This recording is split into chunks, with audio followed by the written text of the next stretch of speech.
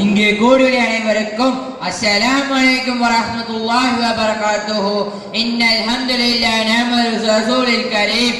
அம்மா பஅத். قال الله تعالى لقد كان لكم في رسول الله أسوة حسنة. அரசாட்சி தனதாகிய அதன் சாட்சி நபியாகிய கண்மணி நாயகம் ஸல்லல்லாஹு அலைஹி வஸல்லம் அவர்களே புகழ்ந்தவனாகவும் எல்லாம் வல்ல ரஹ்மானே புகழ்ந்தவனாகவும் என் உரையை ஆரம்பிக்கிறேன். அஸ்ஸலாமு அலைக்கும் வரஹ்மத்துல்லாஹி வபரகாத்துஹு. அல்லாஹ் குர்ஆனில் வலியுறுத்துகிறான், நபியே உங்கள் மனைவிகளுக்கு மேலும் உங்களுடைய பிள்ளைகளுக்கு மேலும் முஃமினான பெண்களுக்கு கூறுங்கள், தங்களுடைய முந்தானிகளை தங்களின் தலையின் மீதும் உடம்பின் மீதும் போட்டுக் கொள்ளுமாறு. அவ்வாறு அணிந்தால் மட்டுமே அவர்கள் தீங்கிழைக்கப்படாமல் இருப்பதற்கு காரணமாக அமையும். அந்நாள் இக்காலத்தில் உள்ள பெண்கள் தங்களுடைய ஆடைகளை தங்களுடைய தகவல்களை போட்டோ கருத்துக்கள் போன்றவற்றை முகநூல் என்ற பெயரில் வாட்ஸ்அப், பேஸ்புக், இன்ஸ்டாகிராம் போன்றவற்றில் சாதாரணமாக பகிர்கின்றார்கள். இன்று சமூக வலைதளத்தில் தொடர்பில்லாத மக்களே கிடையாது என்றும் அளவுக்கு பரவி கிடக்கிறது. இன்றைய சமுதாயம் மை லைஃப் மை ரூல்ஸ் என்ற வசனத்தை பேசுகின்றார்கள். இந்த உலகம் இறைவனால் படைக்கப்பட்டது. இங்கு வாழும் மனிதர் யாவரும் இறைவனை கட்டுப்பட்டு வாழ்ந்தால் மட்டுமே இவ்வுலகில் அமைதியும் நீதி ஏற்படும், மறுமையில் வெற்றி அடைய முடியும். அவ்வாறு வாழ்வதற்கு தான் இஸ்லாமிய மார்க்கம் கற்றுத் தருகின்றது. இன்று சமூக வலைதளத்தில் பல வகையான இஸ்லாமியர்கள் தான் இருக்கின்றார்கள். ஒரு பக்கம் ரீல்ஸ், டிக்டாக் போன்றவற்றை பல வகையான அனாச்சாரத்தில் ஈடுபட்டுக் கொண்டு இருக்கின்றார்கள். இன்னும் அதில் எதையாவது போடவில்லை என்றால் மண்டையை ஒடித்துக் கொள்ளும் அளவுக்கு அடிமைப்பட்டு கிடக்கின்றார்கள். இதெல்லாம் ஹராம் என்று அவர்களிடம் கூறினால் my attitude is based on how you are treat me என்று வசனத்தை பேசுகின்றார்கள். ஒன்றை புரிந்து கொள்ளுங்கள் சகோதரர்களே, இவ்வுலகம் முழுவதும் ஒரு நாள் முழுமையாக அழிக்கப்படும். பிறகு மறுமையில் ஒவ்வொரு மனிதனும் இப்பூமியின் மேல் செய்த பாவம் எடுத்து காட்டப்படும். எனவே மறுமை நாளை அஞ்சிக் கொள்ளுங்கள் என்று நாம் 20ஆம் நூற்றாண்டில் வாழ்ந்து கொண்டிருக்கின்றோம். இன்று சமுதாயம் பல்வேறு துறைகளில் முன்னேற்றம் கொண்டு வருகின்றது. இன்று பல்வேறு சமுதாயங்கள் கலாச்சார சீரழிவு நோக்கி கொண்டு போகின்றதை நாம் காண்கின்றோம். அல்லாஹ் கூறுகிறான், ஐயாமுல் ஜாஹிலியாவை சுற்றித் தெரிந்த பெண்களை போல் சுற்றித் தெரியாதீர்கள் என்று அல்லாஹ் கூறுகிறான். ஆனால் இன்றைக்கு ஜாஹிலியாவை மிஞ்சிவிட்டது. டைம் பாஸ் செய்வதற்காக சுற்றித் தெரிகின்றார்கள். இன்றைய பெண்கள் ஆடை அணிந்தும் ஆடையற்றுதான் இருக்கின்றார்கள்.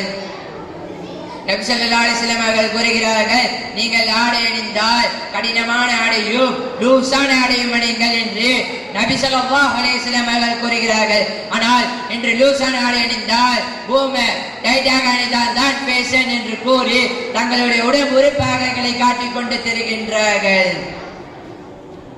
இன்று கலாச்சார சீரழிவு எந்த அளவுக்கு ஆகிவிட்டது என்றால், கல்யாண நாள் போத்து சொல்ல போகலாமா என்று போய் பிள்ளை கட்டி பெத்து கட்டிக்கலாமா என்று கூறி சீரழிந்து கிடைக்கிறது நமது கலாச்சார சீரழிவில் மாணவர்களே ஹீரோயிசம் துன்பற்றும் செயல்களில் சினிமா தான் முக்கிய இடத்தை பிடிப்பது என்று யாராலும் தவிர்க்க முடியாது.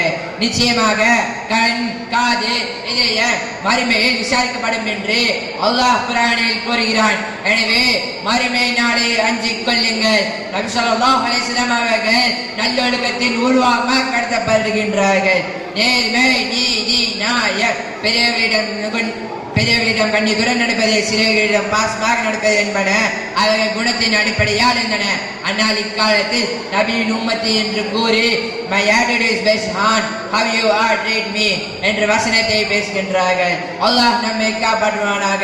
நபி ஸல்லல்லாஹு அலைஹி வஸல்லம் அவர்கள் ஒருவருக்கொருவர் சலாமை கற்றுத்தந்து வாழ்த்துக்களை தெரிவித்துக் கொள்வதற்கு கற்றுத்தந்தார்கள். ஆனால் இக்காலத்தில் சலாமை தாராளமான தொடர்பை தொடங்குவதற்கு பயன்படுத்திக் கொண்டிருக்கின்றார்கள். ஒரு அந்நிய ஆண் ஒரு அந்நிய பெண்ணுக்கு அஸ்ஸலாமு அலைக்கும் வரஹ்மத்துல்லாஹி வபரகாத்துஹு என்று மெசேஜ் செய்கிறாள்.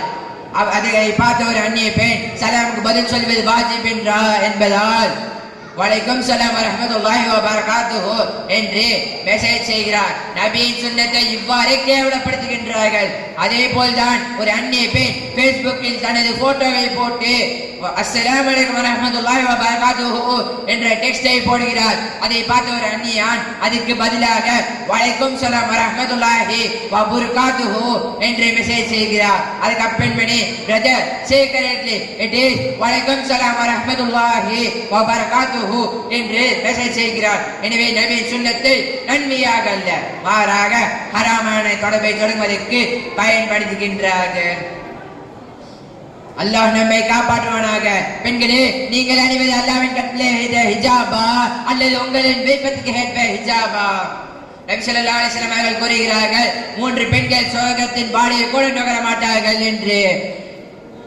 கண்ணின ஆடை அணிபவள், மெல்லின ஆடை அணிபவள், அபிரமாண்டமான ஆடை அணிபவள் சுவர்க்கத்தின் பாடியை கூட நுகர மாட்டார்கள் என்று நபி ஸல்லல்லாஹு அலைஹி வஸல்லம் அவர்கள் கூறுகிறார்கள். ஒரு கருப்பு நிற பெண் சஹாபி நபி ஸல்லல்லாஹு அலைஹி வஸல்லம் அவர்களிடம் வந்து, எனக்கு வலிப்பு நோய் இருக்கின்றது, நான் கடைவீதிக்கு போகும்பொழுதெல்லாம் எனக்கு வலிப்பு நோய் வந்து விடுகிறது, என்னுடைய ஆடை நகர்ந்து விடுகிறது, என் ஆடை நகர்ந்து விடாமல் இருப்பதற்கு துஆ செய்யுங்கள் என்று நபி ஸல்லல்லாஹு அலைஹி வஸல்லம் அவர்களிடம் கூறினார்கள்.